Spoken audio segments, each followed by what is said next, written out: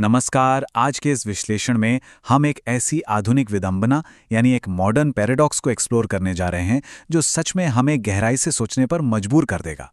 सोचिए जरा, हम उस पीढ़ी की बात कर रहे हैं जो इतिहास में सबसे ज्यादा कनेक्टेड है, डिजिटल रूप से सबसे आगे है और हर वक्त सूचनाओं के समुद्र में तैर रही है।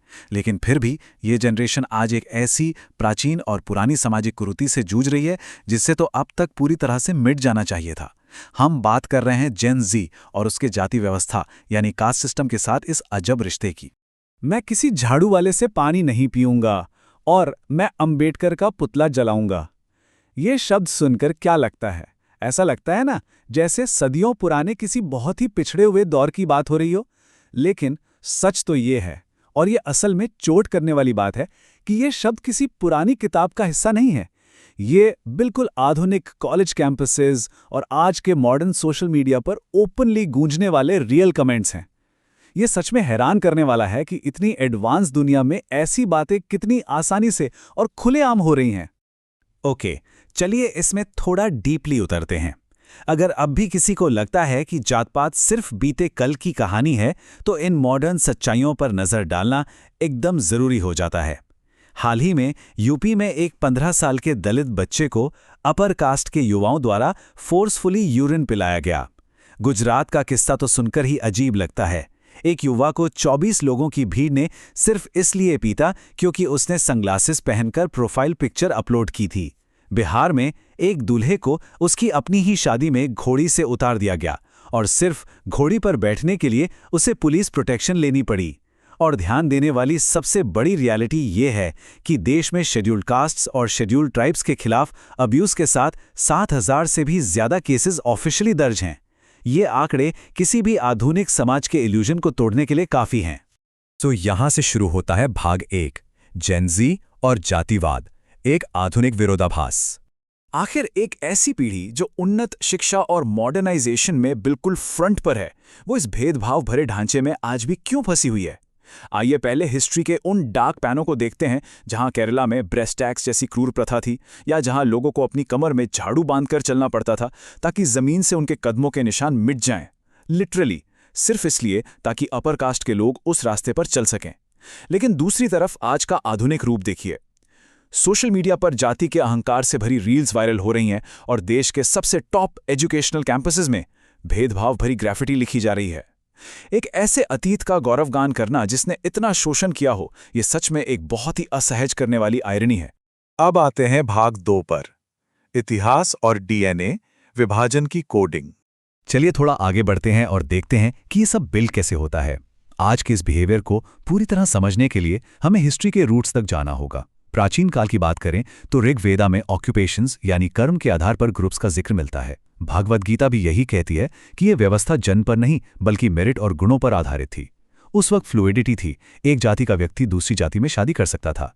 लेकिन लगभग 1700 से 1900 साल पहले एक बहुत ही निर्णायक और कठोर बदलाव आया। अलग अलग जातियों के बीच मेलजोल पूरी तरह से रुक गया और फिर सदियों बाद कॉलोनियल दौर में ब्रिटिश सेंसस ने आकर इन जातीय पहचानों को और ज्यादा मजबूत करके औपचारिक रूप से सोसाइटी में हमेशा के लिए जमा दिया। यहाँ एक महत्वपूर्ण और वैज्ञानिक शब्द सामने आता है, एंडोगेमी। इसका मतलब है स्ट्रिक्टली सिर्फ अपने ही समाज या जाति में शादी करना और बाकियों को रिजेक्ट करना।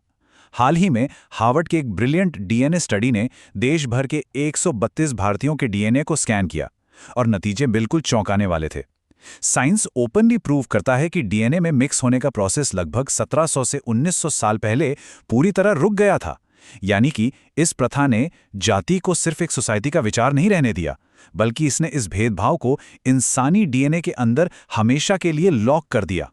यहां से हम बढ़ते हैं भाग 3 की तरफ, राजनीति और वोट बैंक, एक रणनीतिक विभाजन।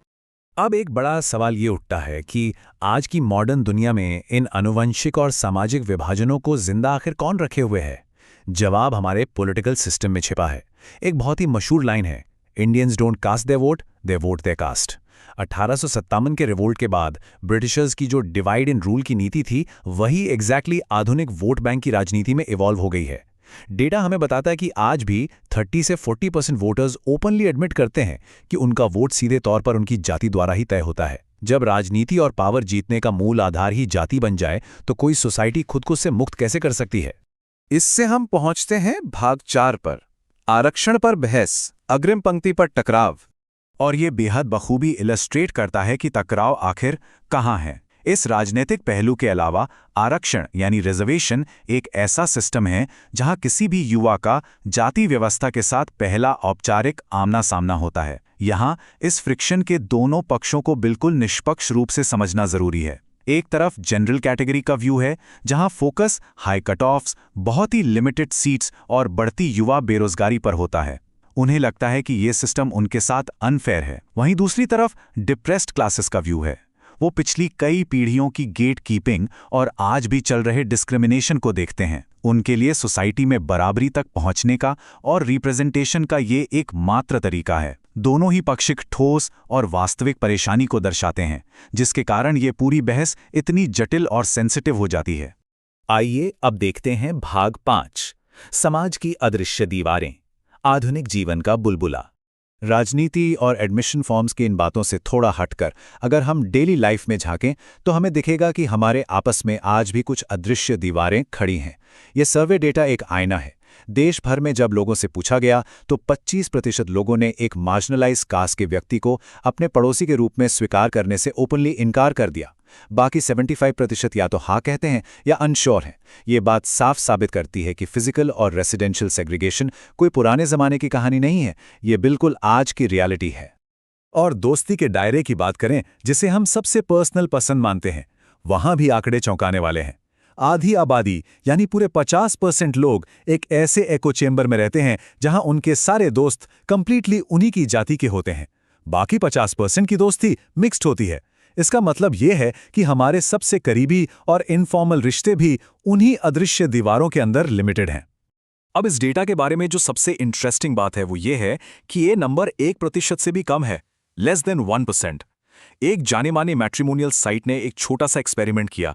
उन्होंने लोगों को फाइनेंशियल डिस्काउंट और पैसे तक ऑफर किए अगर वो नो कास्ट बार यानी किसी भी जाति की परवाह नहीं वाला फिल्टर चुनते हैं। फिर भी नोटिस करने वाली बात यह है कि 1% से भी कम यूजर्स इसके लिए तैयार हुए। पैसा भी इस गहरी सामाजिक पसंद और डीप रूटेड भेदभाव को बदल नहीं सका। असल में हमें अक्सर लगता है कि किससे दोस्ती करनी है या कहाँ शादी करनी है, ये हमारे अपने आज़ाद और पर्सनल फैसले हैं। पर दरअसल ये एक पूरा सिस्टमैटिक फिल्ट्रेशन प्रोसेस है। पहला स्टेप, बचपन में स्कूल की फीस और हमारी लोकेलिटी तय करती है कि हमारा अर्ली पीयर ग्रुप कैसा होगा। दूसरा स्टेप, कॉलेज और वहाँ का एक्सपोजर हमारे प्रोफेशनल नेटवर्क्स को पूरी तरह फिल्टर करता है। और आखिर में तीसरा स्टेप, शादी, जो आने वाली नई पीढ़ी के लिए इस पूरे सोशल सर्कल को परमानेंटली लॉक कर देती है। ये सारे स्टेप्स मिलकर अलग अलग लेयर्स को एक दूसरे से कंप्लीट आइसोलेशन में रखते हैं। तो फाइनली आते हैं भाग 6 पर, चक्र को तोड़ना, आगे क्या होगा। अब सबसे बड़ा सवाल यही आता है कि क्या इस गहरे और स्ट्रक्चरल आइसोलेशन की साइकिल को कभी तोड़ा जा सकता है?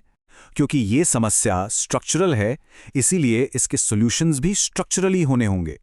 सबसे पहला और बड़ा बदलाव इंटरकास्ट मैरिजेस से आता है, जो आने वाली बस 2 से 3 पीढ़ियों में ही इस कठोर कास्ट प्योरिटी के कॉन्सेप्ट को पूरी तरह मिटा देता है।